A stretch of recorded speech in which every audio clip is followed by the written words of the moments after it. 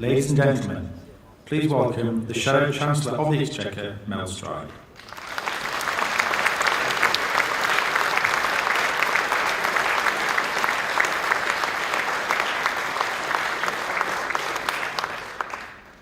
Ladies and gentlemen, I've just come back from another world, Silicon Valley.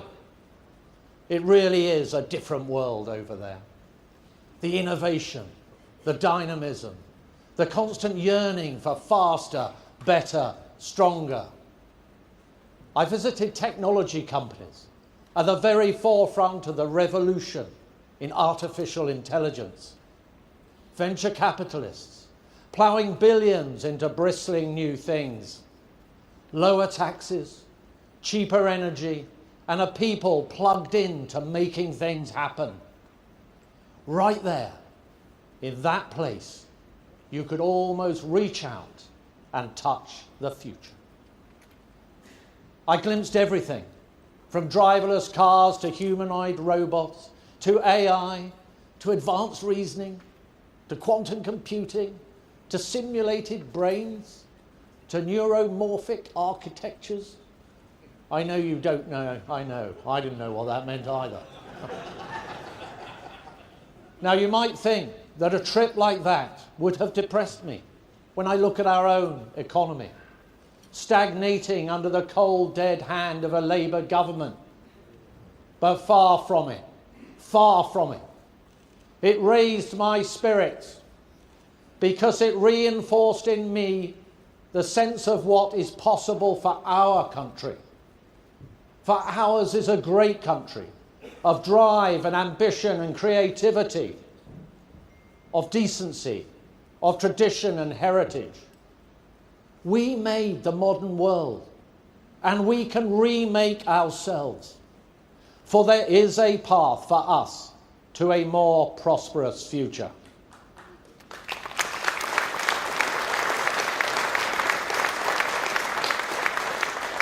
Where this country, our country, can get back to a sense of we can and we will. A country in which it is instinctively understood that wealth creation should be fostered and cherished. A country that once again understands that wealth is created not by governments, striking unions and a bloated public sector, but by entrepreneurs, businesses and the hard-working millions.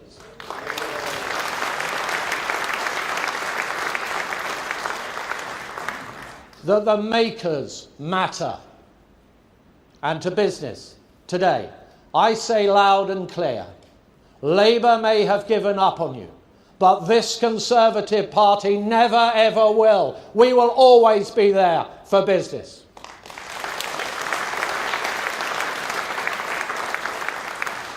And I know about the vital importance of business. I have lived it all my life. And our great country can bring that culture of enterprise. But to do so, the first thing we need is hope. In a world of great uncertainty, of a failing government and a populist alternative that is totally detached from reality, it is our party that has to provide it. Not in the way of glib words, but in the deep well of thought that will provide the solutions to our many problems. In short, hope can only come with a plan. A radical plan to rebuild our economy. And today, I want to tell you how we will do it together. But first, let me tell you why I am so passionate about that better vision for Britain. Why I feel that we can reach out and seize it. Why I know that we can and we will. Well, I look back at my own story. My mother and father left school at 15 and 14 years old. They had to make their own way in the world. But they had drive. They wanted to create a family. They wanted to provide. So they started their own business. And I saw close up what that really matters and means. The long hours, the risks, the stress, the setbacks, and the triumphs. And my parents gave me opportunities that were not there for them. I won a free place at a grammar school. I studied hard. I earned a place at university, the first in my family to go to university. And you know that I seized that opportunity with both hands, and I ran with it as far and as fast as I possibly could. I never looked back, not once. And I had those age-old words ringing in my ears. If you have a good education, then you have the whole world laid out before you. And when I left university, I didn't go into politics. I did what my mum and dad did. I built something, created businesses, working from scratch from the kitchen table, bringing together teams of people with a common purpose. And I had Nigel Lawson cutting my taxes and removing the red tape.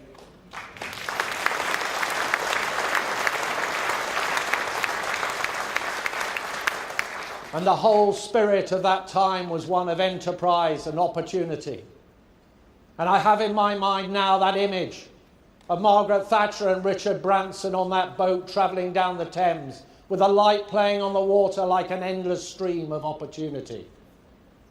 And later, I had in my hand a key to the first home that I own. The foundation for the rest of my life, for the wife that I had yet to meet, for the family that I was yet to create. That is a Conservative vision of opportunity, aspiration, and achievement.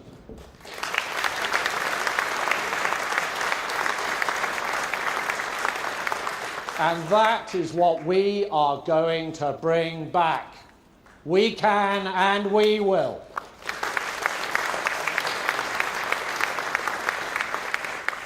But to do that, we have to fully understand and address the failings of this Labour government, to show our country that there is another way, that the vicious cycle of more spending, more taxes, more borrowing, more debt can be broken, and to demonstrate that it is our values, Conservative values, of sound money, low taxes, entrepreneurship and hard work that can make that happen.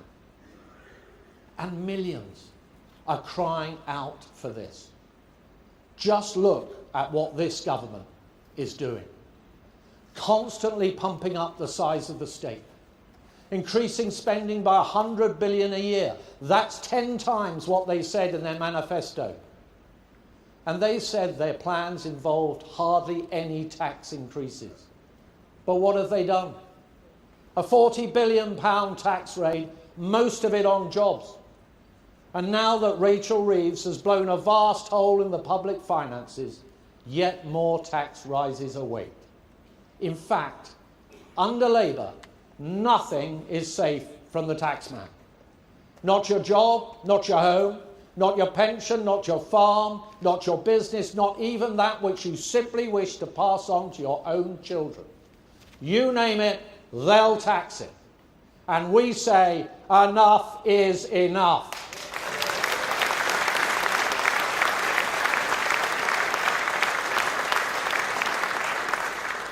And the real world consequences of all of this: unemployment is at the highest level since the pandemic.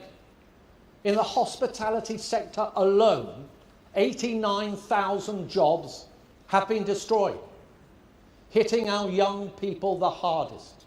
Futures crushed, and the cost of living is soaring. We left inflation bang on target. Under Labour, it's doubled. And growth has tanked. You remember how Labour claimed they were pro-business? Well, just last week, the Institute of Directors said that business confidence was at its lowest level ever. The result? Thousands of wealth creators have left the country. Labour have no clue about how to build the economy of the future. Although on driverless cars, to be fair, we do have at least one in operation. Yes, it's called the Labour government. led by a Prime Minister who can only do U-turns, a Chancellor who only knows how to work the brakes, and a mob of backbenchers desperate to grab hold of the wheel.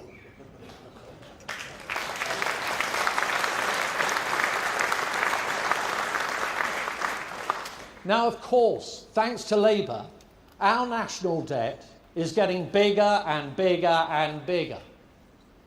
Debt is set to rise every single year until it is the size of the entire economy. The interest bill this year alone amounts to £6,000 for every working household in the country.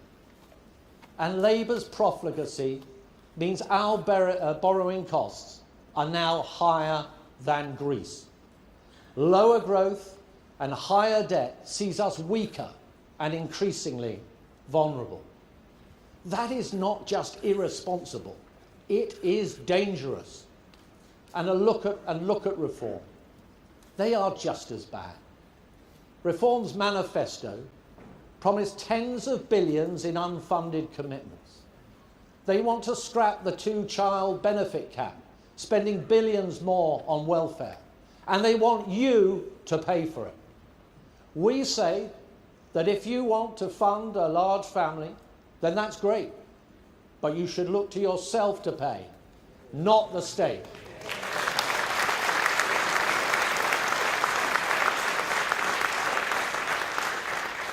And Reform want to get back to the days of nationalisation and state control. They are marching to the left. Be in no doubt, they are the party of more spending and more debt. And when it comes to reform, be assured of this, that when the glitter, the shimmy of the sequin dress, the razzmatazz, the spinning plates, the fireworks have faded, you will be left with emptiness. The dull bell alone, the hollowed out promises that never were.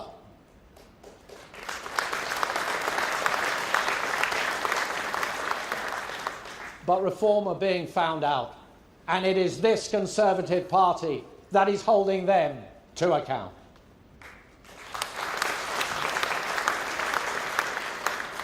Let's face it, we're the only party that gets it. The only party that will stand up for fiscal responsibility. And that means we have to face some hard truths to which other parties turn a blind eye. We must get on top of government spending.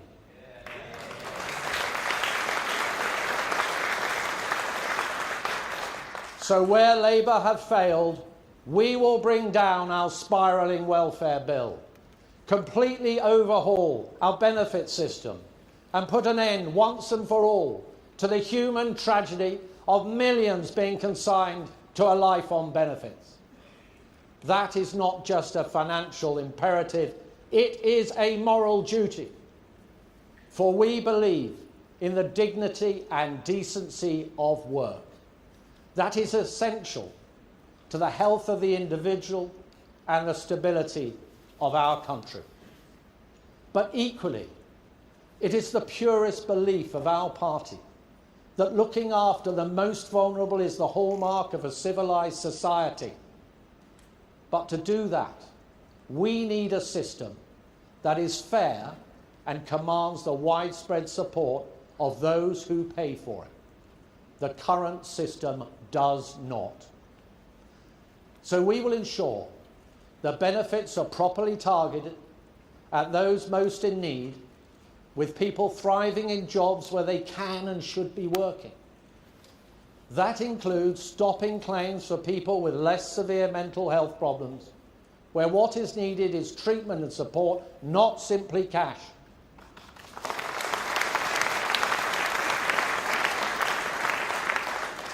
Because we know that the stability, pride, and social interaction of work actually improves these conditions.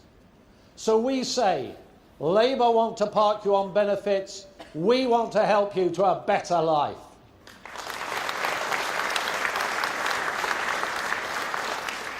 And a fairer system also means ensuring that only British citizens can access welfare, because citizenship should mean something. Our approach will get the welfare bill down by £23 billion. The culture of something for nothing must end now.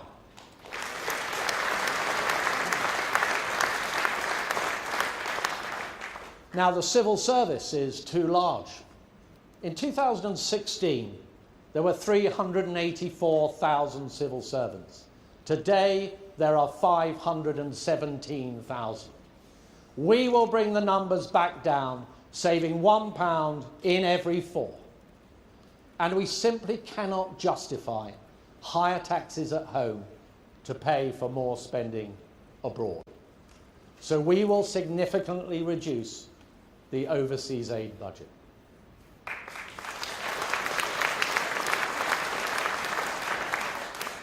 Now, we will also take the decisive steps to deter people from coming here illegally and stop pouring billions into asylum hotels. That is an utter scandal, and we will put a stop to it. We can, and we will. We will also stop spending billions on Ed Miliband's vanity projects, which are simply driving up bills. We will put an end to them once and for all.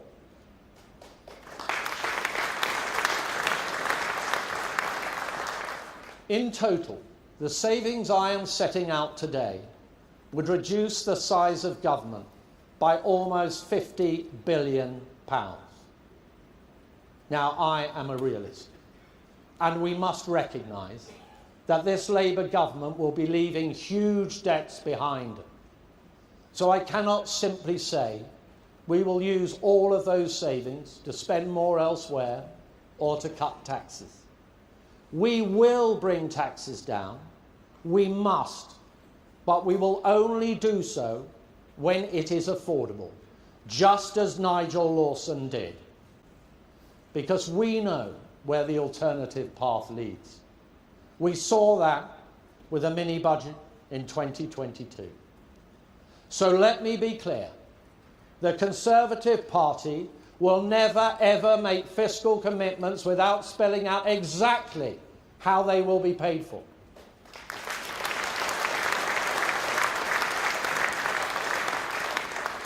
We are and will always be the party of fiscal responsibility. Labour have trashed the finances, and it is only the Conservative Party, our Conservative Party, that can be trusted to fix them.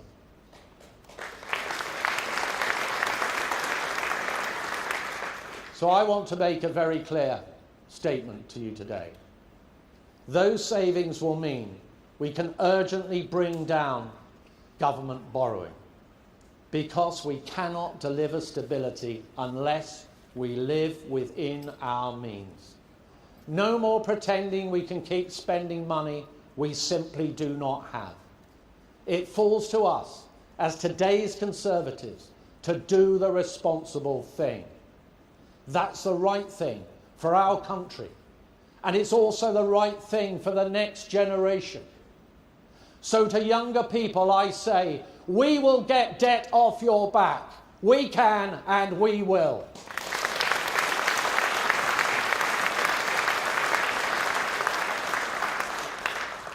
And I want to go further, to send an unequivocal message to those young people starting out in life. If you work hard and do the right thing, the Conservative Party is on your side. So we will reduce the benefits bill, and as a consequence, we will fund tax cuts that are laser-focused on aspiring young people. So we will introduce something called the first job bonus. When someone takes their first job, the first £5,000 they pay in national insurance won't go to the taxman. It will go towards a deposit on their first home, or it will go towards savings for their later life.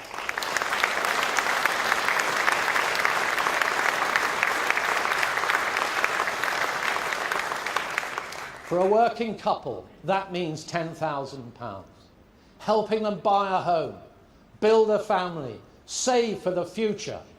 That is the Conservative dream. A dream that built my life. It is why I stand before you today. And I'll fight every single day to make sure that that dream is burning bright for younger people and for generations to come.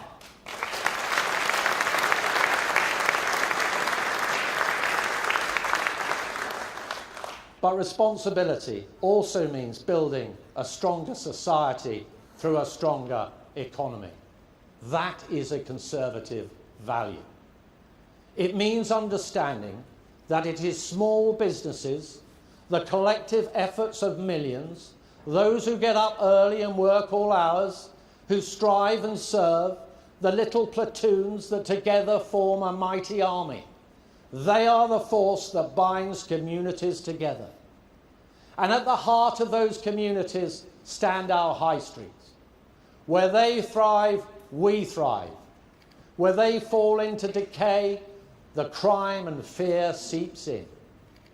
And so I say, small businesses and our high streets are the unsung heroes. They employ, they create, they protect. They make us alive and whole. Yet for many businesses, the burden of Labour's tax rises is simply too much to bear. Pubs closing, shops sitting empty, high streets hollowed out. Under Labour, many have seen their business rates double. We need to get business rates down. In fact, we need to go further, much, much further. So today, I can announce that as a direct result of getting public spending under control, a future Conservative government will completely abolish business rates for shops and pubs on our high streets. End of.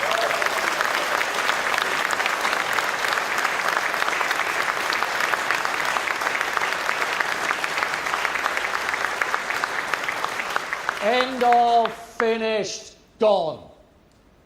For controlling spending is not an end in itself. It wills the means. It gets the taxman off your back. It sets some of the hardest working people in our country free. We can, and we will. So let there be no doubts. We are the only party of fiscal responsibility. We are the only party that understands the deep challenges that our great country faces. And we are the only party that will meet those challenges head on. Where Labour choose debt, we choose discipline. Where they choose welfare, we choose work. Where they choose stagnation, we choose aspiration. All they have to offer is pessimism, higher taxes, fewer jobs, lower growth, and a mountain of debt for the next generation.